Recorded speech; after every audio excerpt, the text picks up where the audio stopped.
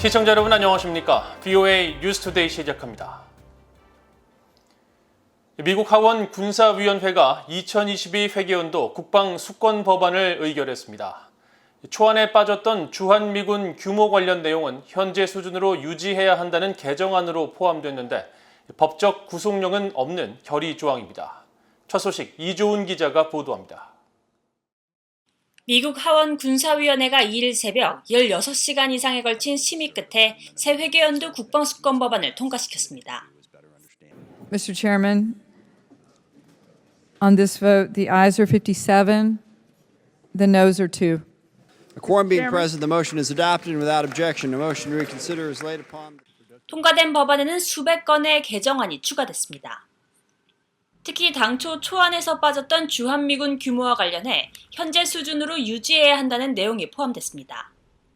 민주당의 루벤 가에고 하원 의원이 제출한 이 안건은 예년과 달리 법적 구속력이 없는 결의 조항의 성격으로 포함됐는데 이 조항은 한국은 계속 미국의 중요한 동맹국이며 주한미군 주둔은 북한의 군사적 침략에 대한 강력한 억지와 인도태평양 영내 국가안보 관여를 위해 중요한 지원 플랫폼 역할을 한다고 규정했습니다. 이어 한국에 배치된 약 28,500명의 미군 주둔은 한반도 안정에 힘일 뿐만 아니라 영내 모든 동맹국의 안보 확신을 제공하는 역할을 한다고 강조했습니다. 그러면서 미국은 계속 한국, 일본과 같은 영내 동맹국과의 양자 관계를 유지 강화하고 미국과 동맹국, 파트너국에 대한 침략을 억제하기 위해 기존의 강력한 주한미군을 유지해야 한다고 강조했습니다. 의회는 전임 도널드 트럼프 대통령 시절 대통령의 일방적인 주한미군 감축 결정을 우려하며 의회가 예산 권한을 활용해 이런 조치에 제동을 걸 수 있도록 하는 조항이 담긴 국방수권 법안을 3년 연속 의결한 바 있습니다. 애덤 스미스 하원 군사위원장은 주한미군 감축 관련 법적 구속력이 있는 조항이 새 국방수권 법안 초안에 포함되지 않은 데 대해 조 바이든 대통령은 성급하게 주한미군을 철수할 우려가 없기 때문이고 미군이 지금처럼 한국에 주둔하지 않았다면 북한은 오래전에 한국을 침략했을 것이라며 주한미군 주둔을 통한 억지의 중요성을 강조한 바 있습니다. We didn't have the presence we have in South Korea. North Korea would have invaded a long time ago. And look at the economic and political freedom that has been developed in South Korea and look at the human conditions there versus the human conditions in North Korea. All right. And that should tell you everything you need to know about why we're trying to deter those five groups that I. 군사위가 이날 의결한 국방수권 법안에는 파이브 아이즈로 불리는 미국, 호주, 캐나다, 뉴질랜드, 영국과의 정보동맹에 한국과 일본, 인도, 독일을 포함하는 방안을 검토하도록 하는 조항과 정보 수집에 대한 주한미군의 역량평가 보고 조항도 담겼습니다. 하원 본회의로 회부된 새 회계연도 국방수권 법안은 본회의 심의에 이어 상원과의 긴 조율 과정이 아직 남아 있습니다. VOA 뉴스 이조은입니다. 미국의 전직 관리들은 국무부가 북한 여행 금지 연장 조치를 1년 연장한 데 대해 지지 입장을 밝히면서 미국인들의 북한 방문이 여전히 위험하다고 말했습니다. 트럼프 행정부에서 백악관 국가안전보장회의 북한 담당 국장을 지냈던 앤서니 루지에로 민주주의 수호재단 선임연구원은 2일 VOA에 국무부가 옳은 결정을 내렸다면서 북한이 미국인들에 대한 태도를 바꿨다는 아무런 증거가 없다고 지적했습니다. 로버타 코엔 전 국무부 인권 담당 부차관보도 연장 조치를 지지한다면서 현재 북한이 미국과 대화를 거부하고 있는 상황은 미국인들의 북한 내 체포와 장기 억류 위험을 더욱 높이고 있다고 지적했습니다. 에반스 리비어 전 국무부 동아태 담당 수석 부차관보도 VOA에 북한을 방문하는 미국인들의 안전 문제는 오랫동안 큰 우려 사안이었다면서 이번 여행 금지 연장은 적절하고 필요한 조치라고 평가했고 게리 세이모어 전 백악관 대량 살상무기 담당 조정관 역시 북한 정부는 협상력을 높이기 위해 미국인들을 체포해 각종 범죄 혐의를 씌우는 끔찍한 버릇이 있다고 지적했습니다. 전직 관리들은 북한 여행 금지 조치가 해제되기 위해서는 미국인들의 안전에 대한 북한 당국의 보장과 약속이 있어야 가능할 것이라고 말했습니다. 북한이 열병식을 준비하는 것으로 추정되는 모습이 민간 위성에 포착됐습니다. 전문가들은 무기 실험 같은 도발을 자제하고 있는 북한이 열병식을 통해 내부는 물론 외부에도 일종의 메시지를 보내려 할 것으로 분석했습니다. 함지하 기자가 보도합니다. 1일 단위 위성사진 서비스인 플래닛랩스가 평양 인근 미림 비행장 북쪽 열병식 훈련장을 촬영한 지난달 30일자 위성사진입니다. 병사들의 도열로 보이는 점 형태의 물이 약 20개가 보입니다.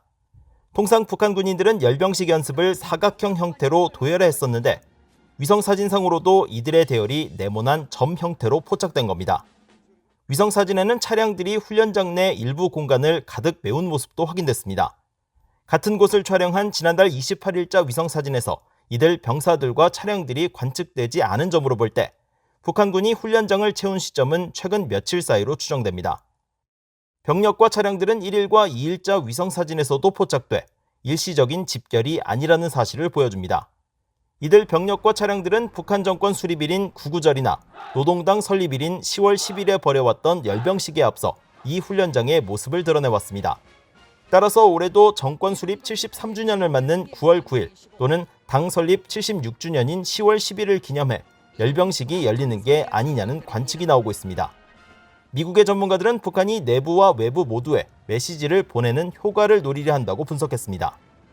Internally, it is to demonstrate to the Korean people the strength of their military, the power, military power that they have, and to show the Korean people or what their sacrifices are bringing for the safety and security of North Korea. The external messaging is of course to us. One of them is, of course, could be merely to show us their advanced military capabilities. 맥스웰 선임연구원은 그러면서 지난해 10월과 올해 1월 열병식에서 북한이 개선된 군 장비를 선보이며 역량을 과시했지만 이들 장비들이 실전 배치된 증거가 없는 만큼 당시 열병식의 목적을 보여주기로 해석했습니다. 켄 고스 미 해군 분석센터 국장도 BOE에 이번 열병식이 도발보다는 메시지 발신에 있을 것이라고 예상했습니다. And you can keep from, getting sanctions lobbed on you. But you can still convey the idea that we're making progress on our technology and so on and so forth by having a parade. I don't know what the relative costs are of test versus parade, but you can get the same message across and get people's attention. 고스 국장은 또 무기 실험과 같은 이른바 레드라인을 넘는 행위는 자칫 바이든 행정부의 대북 정책을 강경하게 만들 수 있는 만큼 이를 방지하는 차원에서도 열병식이 적절한 메시지를 보내는 역할을 할 수 있다고 분석했습니다. BOE 뉴스 함자입니다. 유엔이 지난 1년 동안 북한의 1960년대 대한항공 여객기 납치와 한국 어선 납치 피해자를 포함한 총 14건의 강제 실종 사건에 대해 정보 제공을 요청했지만 북한은 이를 무시한 것으로 나타났습니다. 유엔 산하 강제적 비자발적 실종에 관한 실무그룹은 오는 13일부터 열리는 제48차 유엔 인권이사회에 제출한 연례 보고서에서 이같이 밝혔습니다. 실무그룹은 앞서 지난해 6월 한국전쟁 발발 70년을 맞아 유엔 인권 전문가 그룹과 함께 전쟁 관련 납북 피해자들의 송환을 촉구하는 공동 서한을 보냈지만 북한은 체제를 전복시키려고 적대 세력이 날조한 진부하고 비열한 정치 공작의 연장이라고 주장했습니다. 실무그룹은 이번 보고서에서 북한의 비협조적인 태도를 심각히 우려한다면서 실종자들의 생사와 소재를 규명하기 위해서는 북한 당국이 정확한 정보를 제공하는 것이 중요하며 북한은 유엔 측의 현장 방문 요청을 수용해야 한다고 강조했습니다. 미국과 한국의 군 당국이 지난달 31일부터 17일간 한국 강원도 양구 일대에서 6.25 한국전쟁 참전용사 유해에 대한 공동조사 발굴을 진행 중이라고 미국 국방부 전쟁포로 실종자 확인국 DPAA가 밝혔습니다. DPAA는 2일 BOA에 한국 국방부 유해 발굴 감식단과 함께 한국전 전사자 공동 유해 발굴 작업을 강원도 양구 백석산 1016고지에서 오는 17일까지 진행하며 DPAA 인원 10명 등 70명이 투입돼 유해 발굴과 조사, 감식을 벌일 예정이라고 전했습니다.